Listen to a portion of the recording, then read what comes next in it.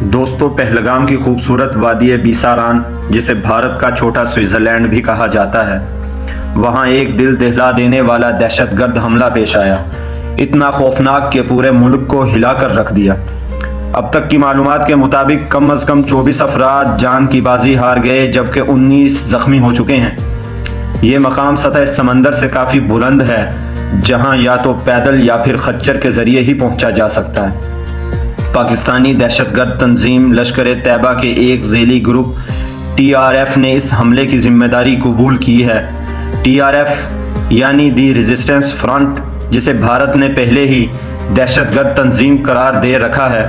Intelligence reports کے مطابق لشکر کے سینئر کمانڈر سیف اللہ قصوری اس منصوبے میں شامل تھے۔ ابتدائی تحقیق میں اندازہ ہے کہ 4 سے 5 دہشت گردوں نے یہ حملہ سر انجام دیا۔ ریسکیو کے لیے ہیلی کاپٹرز کا استعمال کیا گیا، جبکہ مقامی لوگوں نے بھی زخمیوں کو خچروں پر واپس لایا۔ زخمیوں میں سے 10 افراد کو پہلگام اسپتال میں داخل کرایا گیا، جہاں ڈاکٹروں نے بتایا کہ اب ان کی حالت بہتر ہے۔ حملے میں لوگوں کو مذہبی بنیاد پر نشانہ بنایا گیا۔ شکار ہونے والوں میں ایک مقامی مسلمان سید وسیم حسین شاہ خچر کا مالک تھا، ایک شخص عیسائی تھا، جبکہ باقی تمام ہندو عقیدے سے تعلق رکھتے تھے۔ یہ سب مختلف شہروں سے آئے ہوئے سیاح تھے، جیسے کہ 30 سالہ انوپ شرما جو دبئی میں کام کرتے تھے، چھٹیاں گزارنے وطن آئے ہوئے تھے۔ اسی طرح نیپال سے آیا ہوا سیاح رمیش شرما بھی متاثرین میں شامل ہو گیا۔ آرمی، IB اور نیوی کے کچھ افسران بھی موقع پر موجود تھے۔ ہریانہ کے ایک نیوی لیفٹیننٹ ونے سنگھ جو شادی کے بعد ہنی مون منانے آئے تھے، اسی حملے میں جان سے ہاتھ دھو بیٹھے۔ ان کی اہلیہ نے بتایا کہ وہ چنا چاٹ کھا رہے تھے جب ایک حملہ آور نے آ کر کہا، تم مسلمان نہیں لگتے، اور فائر کھول دیا۔ اسی طرح پونے کی ایک HR پروفیشنل اصابری نے بتایا کہ جب گولیوں کی آوازیں سن کر وہ اپنے خاندان کے ساتھ ایک خیمے میں چھپ کر بیٹھ گئیں تو حملہ آور وہاں بھی پہنچ گئے اور ان کے والد سے کہا، کلمہ پڑھ کر سناؤ۔ جب وہ کلمہ نہیں پڑھ سکے، انہیں بھی گولی مار دی۔ کوئی پولیس، کوئی فوج وقت پر نہیں پہنچی۔ مقامی خچر بانوں نے زخمیوں کو بچایا اور اسپتال تک پہنچایا۔ تقریباً 20 منٹ بعد فوجی دستے اس موقع پر پہنچنا شروع ہوئے۔ چشمدید گواہوں کی مدد سے 3 پاکستانی حملہ آوروں کے خاکے جاری کر دیے گئے۔ حکومتی ذرائع کے مطابق ان میں 2 کشمیری نوجوان بھی شامل ہو سکتے ہیں جو 2019 میں پاکستان چلے گئے تھے۔ رپورٹس بتاتی ہیں کہ انٹیلیجنس کے پاس پہلے سے معلومات تھیں کہ دہشت گرد کسی ہوٹل کا جائزہ لے رہے ہیں۔ تو دوستو، اگر ایسا ہے تو پھر یہ سوال انتہائی ضروری ہو جاتا ہے کہ سیکیورٹی انتظامات کیوں نہیں کیے گئے۔ یہ واقعہ ہمیں پلوامہ حملے کی بھی یاد دلاتا ہے، جہاں پہلے سے وارننگ کے باوجود حملہ ہو گیا تھا، پھر بھی بعد میں یہ دعویٰ کیا گیا کہ کوئی انٹیلیجنس ناکامی نہیں ہوئی۔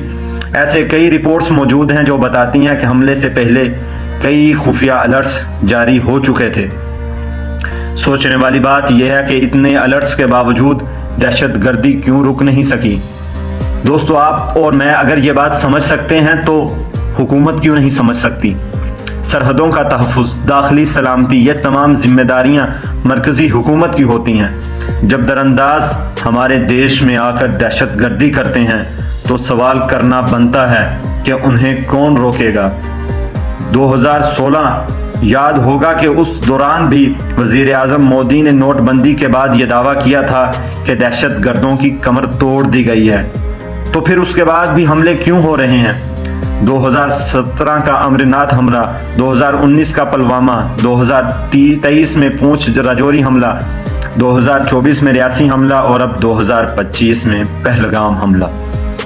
حیرت کی بات یہ ہے کہ آج کا میڈیا حکومت سے سوال کرنا بھی چھوڑ چکا ہے، نہ کوئی سخت سوال، نہ کوئی بحث و مباحثہ۔ حالانکہ پہلے کبھی ایسا نہیں تھا۔ 11/26 کے ممبئی حملے کے بعد وزیر داخلہ شیوراج پاٹل نے استعفیٰ دے دیا تھا، مگر آج کل تو ذمہ داری لینا قصہ پارینہ بن چکا ہے۔